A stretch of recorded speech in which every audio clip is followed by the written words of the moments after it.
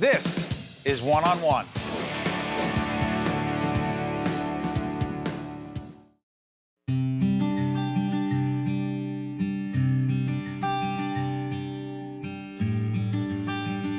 $30 million Americans are currently dealing with diabetes. Within 5 years, that number is projected to go potentially as high as 50 million. 12% of the population just in the Garden State, our home state of New Jersey. This is Steve Adubato on location, and we are at the Garfield Community Engagement Center talking about diabetes, which you need to know. On our end, the grant that we received is about public awareness around diabetes. And I have to tell you, one of the first things that struck me is I'm not sure people, A, know what diabetes is, doctor, and B, the difference between type 1 and type 2. You're on. Well, Steve, that is certainly a question that comes up a lot. Diabetes is, in a simple way, is basically a problem with how insulin works. And there are several types. Type 1 diabetes is where there is destruction of the islet cells in the pancreas that are responsible for making and secreting insulin. Type 2 diabetes is a more slow and progressive form where there is decreased production of insulin, or that person might just be resistant to the insulin that they make. Is one more dangerous than the other? You know, we like to think of it that all diabetes is dangerous. The difference in part might be that with type 1, much more sudden onset. And so the symptoms sometimes are much more severe. So for example, unintentional weight loss that is rapid over days or weeks, increased thirst, increased urination, feeling extremely tired, numbness and tingling of the hands or feet, blurry vision, recurrent infections that don't seem to heal. So those are the things that we certainly want our listeners to be aware of. But for most of our patients, they have no symptoms. There is a program called the Prevent T2 program that the Centers for Disease Control, the federal government, put out. What is that program, doctor? Well, that's a program that's basically geared towards helping persons who are at risk for diabetes to begin to implement lifestyle measures, exercise, so that they can prevent the development of the disease. So Russell Berrie Foundation has given us a 3-year grant to implement the Prevent T2 program in the City of Garfield. And so that program has allowed us to engage different community members, to learn more about diabetes, and then to join in our T2 program. We are, in fact, joined by Darlene Ravel, who is, in fact, a public health nurse, City of Garfield coordinator of a program called Generations for Garfield, which is an age-friendly community initiative. It's funded by the Henry and Marilyn Taub Foundation, and it's to help folks age in place so that people don't have to leave their community as they age, and it's to create the resources that help people have a more livable community. Got it. Now, we are, in fact, focusing on diabetes prevention, public awareness of diabetes through a grant from the Russell Berrie Foundation. The Berrie Foundation is involved here as well. Yes. Talk about it. Russ Berrie heard about the work that we were doing here in Garfield around healthy lifestyle, our focus to help people develop healthy lifestyle habits.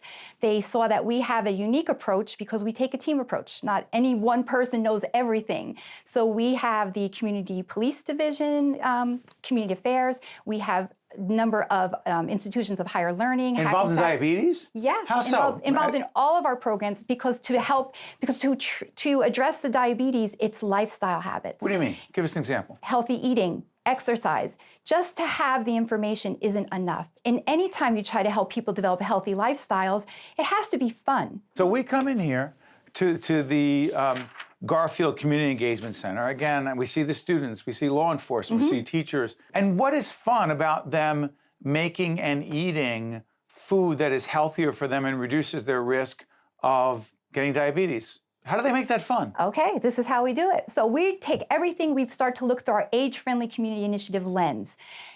Social inclusion is really important in people's health, especially how they eat, especially the risk for diabetes in the older population.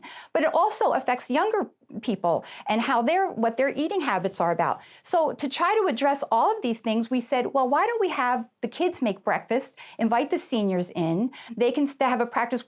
this particular group of kids here, we're helping them to transition from students to adult and independent living. They're from the Multiple Disabilities Program. So we want to make sure that they also have an opportunity to live independently. When they age out of this program, where do they go next? We thought, why not have a program, a coffee shop type of business? So this is just coffee shop business. What is, again, I have to ask, what does that have to do with diabetes? Because people want to go be social, but so often social eating is not healthy. How can we change that? How can we transition to where the kids are here learning, they're taking part in the diabetes prevention program, so they're engaged in the curriculum, but then we're adding the fun factor to it.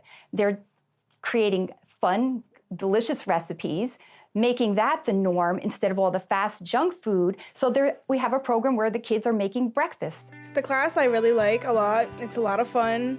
You know, we get to learn new things every day. You know, you learn something new every day, so. For me, I like the cooking. I really do enjoy cooking, but especially if we're cooking for other people, because when you cook something for other people, and if they say you like, and if they say they like your cooking, it kind of gives, you know, kind of confidence and, you know, optimism that shows that you can, you know, cook for other people.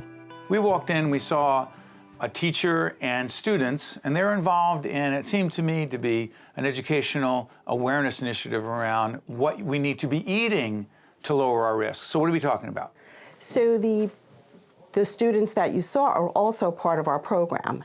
And so people learn how to eat healthier, increase their fruits and vegetable consumption, avoid sugary sweets, and to balance that out with about 150 minutes of moderate physical activity each week.